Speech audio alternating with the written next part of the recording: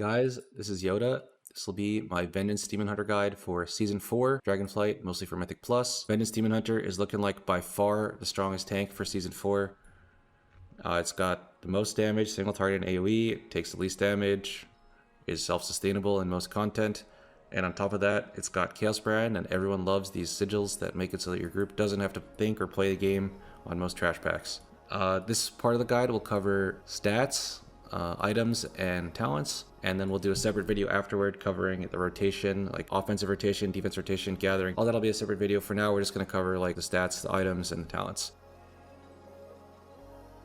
So for stats, your best stat is going to be haste. Haste gives you a lower GCD, reduces the cooldown of your Immo aura, more souls, more fury, reduces the cooldown of Fellblade, reduces the cooldown of fracture. So overall, you're just like outputting more. It's even more important for Vengeance Demon Hunter because of this talent Soul Crush, which makes your frailty stack. The more haste you have, the more frailty stacks you can get, which means the more damage you can do, the more less damage you take. Haste is basically giving you like what Verse gives, except it also gives you haste. So think of it that way. Haste is by far your best stat. Crit will be our second best stat. Crit assumes the highest damage wise, and it also increases your parry. A lot of people say this is good defensively, but in my opinion, that's false because a lot of things hit tanks that cannot be parried, such as magical tank busters, bleeds, bolts, boss hits, whatever. A lot of stuff just can't be parried. So crit is your best stat against parryable melees, and only if there's a lot of them, because if you don't parry, then you're kind of screwed. But it is your best damage stat, and VDH is tanky enough that I think you just got gear for damage most of the time anyway. With that disclaimer out of the way, Verse will be the third stat we prioritize, or at least that I prioritize. If you're dying, probably prioritize Verse second. Verse just flat increases your damage and healing done and reduces the damage you take. Then Mastery is going to be our worst stat. The armor it gives you during Demon Spikes is not actually that high. You do have a little bit of Mastery, mostly because the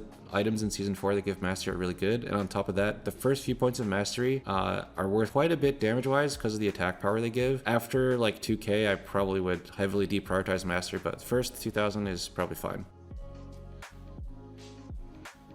So that's the stats for the gear. We'll start with the trinkets. You're going to want to wear a Cheat Death Trinket, Prophetic Stonescales, either a Season 3 one, or if you farm one from Mythic 0 in Season 4, you can use that. From what I understand, the Mythic 0 one will be item level 515 from Season 4 at max upgrades, champion track. So that will be higher level than your Season 3, lower eye level than like other items you can get, but still definitely worth wearing a Cheat Death Trinket in Mythic Plus. If you ever die as a tank, it's kind of just GG. Next key, so yeah, it's worth wearing a Cheat Death Trinket. The eye level is not that important. Like, it gives you more agility, which is great for damage, great for doing a little bit more survivability, but at the end of the day, it's a Cheat Death Trinket, right? If you die, you don't die the first time. So yeah, item level's not that important. Season 3 will be just fine. Ideally, you have a Season 4, but it's whatever. For your other trinket, you have a few options. Ominous Chromatic Essence seems to be the best stat stick trinket from my preliminary gauges. The way these trinkets work is Ominous Chromatic Essence and Icon, that is. If the rest of your group is wearing them, then they're stronger. So like if the rest of your group is wearing Icon, then you're going to want to use Icon.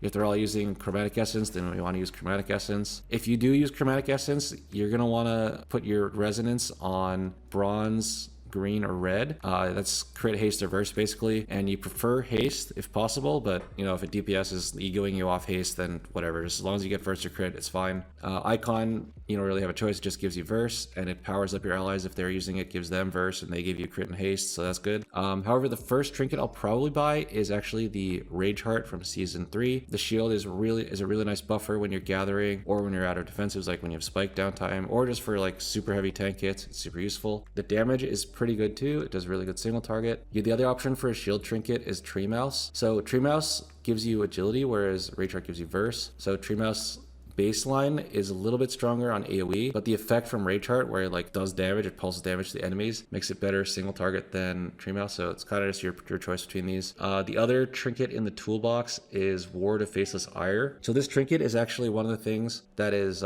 making Proc Paladin not looking that good for Season 4. So this trinket is available to everyone, all classes, but tanks can use it in particular for VDH. This shield has a 1 minute cooldown. You can just use it on yourself on trash. It's kind of like a mini Rage Heart. The shield is definitely a little bit smaller, but it gets the job done. The main thing about it though is you can use it on your allies. So previously, Vengeance Demon Hunter was completely unable to help on hard bosses outside of darkness and their own survivability. But having this trinket in their toolkit allows them to basically help the healer or help with one shots. If someone's like, oh shit, I'm dead on the next Gale Arrow, then you're like, oh nope, Ward to the rescue, and you help them. If your healer's struggling on Kajin, every minute, boom, that's a ward on someone that would have died. This trinket is not really good for damage, in fact it's terrible, but if you're being walled by heal checks or one-shot checks, then this is a way that VDH can help that it didn't have before. Next, we'll go over the rings. You're just going to want to use both rings from Season 1. The Crit Verse ring from the first boss, Seal of Diurna's Chosen, and the Seal of Filial Duty from Rootkeeper Diurna. So the Seal of Diurna's Chosen is Crit Verse, Heavy Verse. So there's no haste on this and low haste on this, but the effects are really strong. This fire damage is pretty significant percent of your damage, like something like 3%, I think, single target. Less on AoE, obviously, but the ring is not under budgeted, so it's basically just free damage. The only price you have to pay is that you don't have haste on your ring. Then this one, the shield.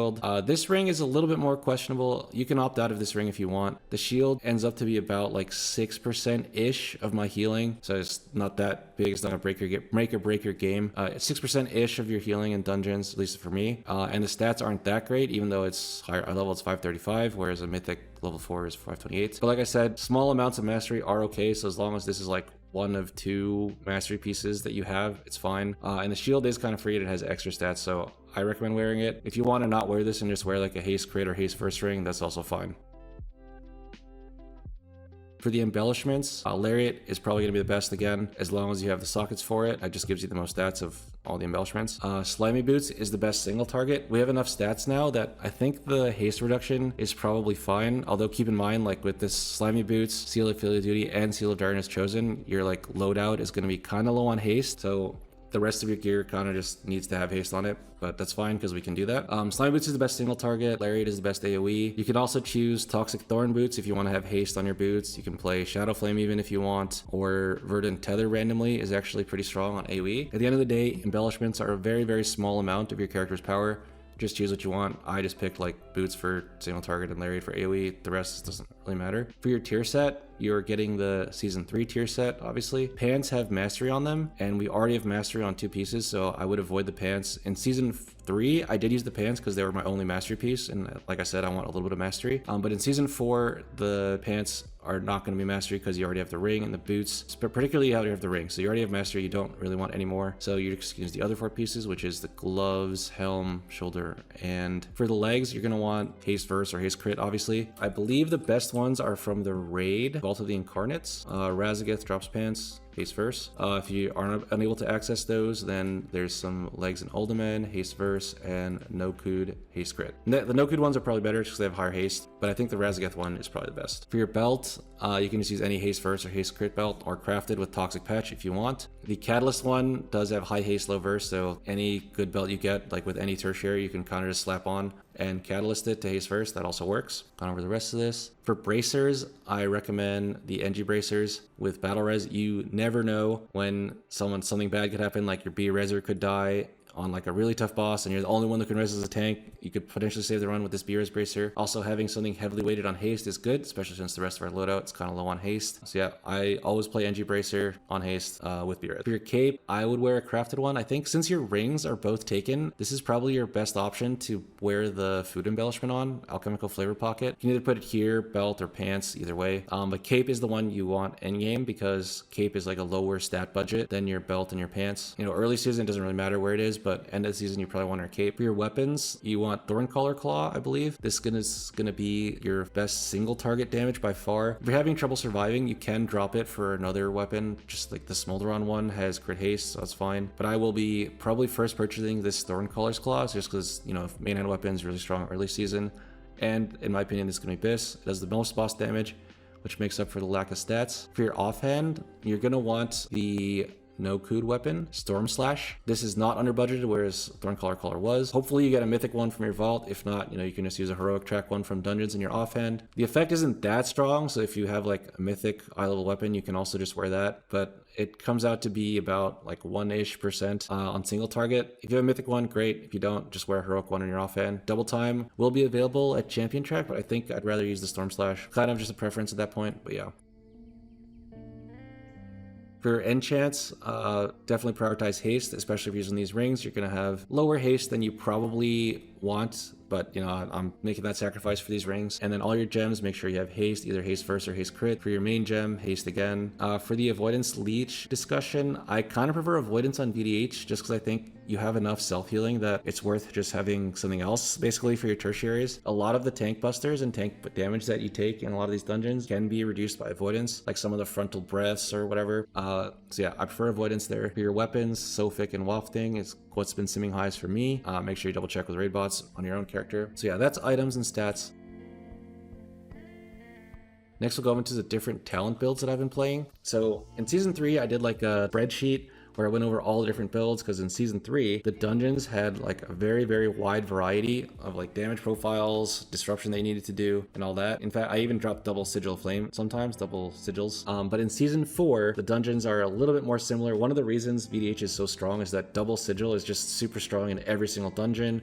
Cycle of Binding is super strong in every single dungeon because your sigils are so good. So we'll do a little bit less talent tuning. So the 3 main builds I'm playing are this, my full damage build. You have all of the damage and utility nodes, but you are missing calcified spikes. You only have 1 spike talent. So if you play this build, you will have lower uptime on spikes. You may have some areas where you have actually no defensives up. So if you're playing a high fortified key, you might not want to use this. If you're scared of dying, you might not want to use this. Mostly I only use this but usually only on tyrannical, and only if I know that I'm not going to die in that key. So we have to if we're not playing this, then we need to make some sacrifices. Either we sacrifice Spirit Bomb in exchange for calcified and extended spikes. That's one thing I do, depending on the target cap. In Season 3, I did this a lot. In Season 4, however, a lot of the dungeons have monstrously large pulls. So while this was a pretty good option in Season 3, in Season 4 it's playable, but I think you'll use it in a lot less situations. The other build you can play is no brain spread. So this one is a bit more controversial. It drops both of the Fiery Brand talents, Fiery Demise and Burning Alive.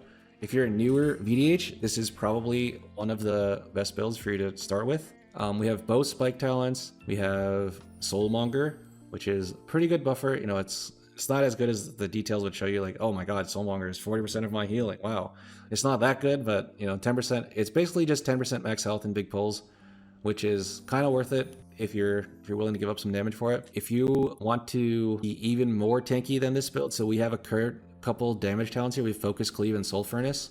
Soul Furnace can be dropped for calcified spikes, which is roughly going to be like 6-ish% damage reduction in exchange for like 10% damage. So, you know, make your choice there. And then Focus Cleave is purely single target. If you are still dying with this build, you can drop Focus Cleave for Dark Lair Boon and Soul Furnace for calcified spikes, or just do one or the other. But personally, I wouldn't do that. I would just play. This is the version of the build that I would play basically. This has been kind of growing on me. Any dungeon where I think I can die, usually I'll play this, just because the pulls are so big that no Spirit Bomb kind of suffers from missing out on damage, missing out on threat. But there are sometimes you play no Spirit Bomb, particularly I think Ruby Life Pools. No Spirit Bomb is pretty good. But yeah, those are the 3 main builds I'm going to be playing on the right side. We will go over the left side talents a bit, since I see some people making some choices that, you know, I disagree with, but you know, there's a lot of ways you can play it. So firstly, on the left side, most of this is set in stone. There's a few choices. So at the bottom, we're actually missing a talent node at the bottom. So I would always use all the talents at the bottom, pretty much. You have Internal Struggle. A lot of people drop Internal Struggle. I think that's wrong because this is just 2% damage. Internal Struggle is definitely better than Aura of Pain, for instance. This is worth about 2% damage roughly, depending on what stats your character has. And then for the rest of the points, you want Darkness. Darkness is a really good personal cooldown. When you're out of stuff, or if you're just fighting something that's really hard, you can Darkness yourself. Also randomly works on bosses, obviously to help your group out. Hunt and Decree are pretty much locked in stone, so is Soul Sigils. So your choice really is Demon Muzzle, Pitch Black, which is Darkness cooldown reduction, and Internal Struggle. You get to pick 2 out of 3. A lot of Demon Hunters I've seen just play Pitch Black, but I think you should make the leap and try to play Internal Struggle. Demon Muzzle is really effective against magic damage, but if that dungeon doesn't have magic damage, then you don't need Muzzle, obviously. So you can also play like this. If you're really struggling to survive, you can play like this. I do this in a couple dungeons, but most of the time I try to get Internal Struggle just to get the extra damage in. On the top, you have Consume Magic as a flex point. You don't always need Purge. Chaos Fragments is really good if you're playing Spirit Bomb. It's pretty much a free Spirit Bomb on AoE. Champion of the Glaive can also be dropped if you find that you never have any tough gatherers in the dungeon, but if there's ever any situation where you're tanking an extra set of melees for mobs or losing a global because you wanted to go throw glaive something and you didn't have Champion of the Glaive, then I think you should play this talent always. Imprison can be dropped. Make sure you talent on Incorp, but you know, if you know your route in the dungeon and you know you never need to use Imprison, then you can drop it. Vengeful Retreat, personally, I really like this talent. I use it a lot on Gatherers. It can purge any slow in any dungeon, but it is not mandatory. You can drop it for Improved Sigil, Live by the Glaive, or Immoral Crit, or Purge if you need that. There's a lot of options on the left side, but these are just the ones I prefer. If you were gearing purely for damage in your talents, you'd probably play something like this with Chaos Fragments, Aura of Pain, and Live by the Glaive. Live by the Glaive gives you some damage because it gives you Fury. But you can't always gear for damage, right? Sometimes you need to make sacrifices. So the first one I would drop is Live by the Glaive. Then I'll drop Aura of Pain if needed. And then if you really need to, you can drop Chaos Fragments. So yeah. Those are most of your choices on the left side. So yeah, those are the talents that we're working with for VDH. Gone over items, and we've gone over stats. So that'll be part 1 of the guide. There is another video that is covering the rotation / how I recommend playing most of the packs. Be sure to check that out, and thank you all for watching. Peace out.